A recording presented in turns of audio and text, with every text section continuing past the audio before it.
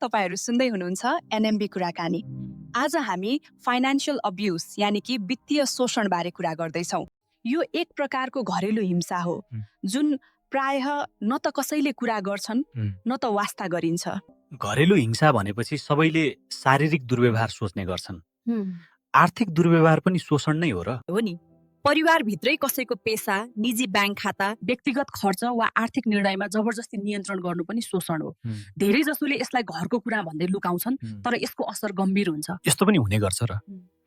अनि वित्तीय शोषणमा अरु कस्ता घटना पर्न सक्छन् त? यस्ता घटना आम हुन् तर बोलिँदैन। श्रीमान वा श्रीमतीलाई पेसा वा व्यवसायमा लाग्न नदिने, बुवा आमाको आय स्रोतमा आफैले मनमर्जी गर्ने, बैंक खाता राख्न नदिने वा भए पनि चेक वा कारोबारमा आफूले मात्र निर्णय गर्ने घटना प्रशस्त छन्। सोच्नै पर्ने कुरा हो। मसँग यस्तो भयो भने त म अर्को मान्छेमाथि पुरै निर्भर हुनुपर्ने हुन्छ।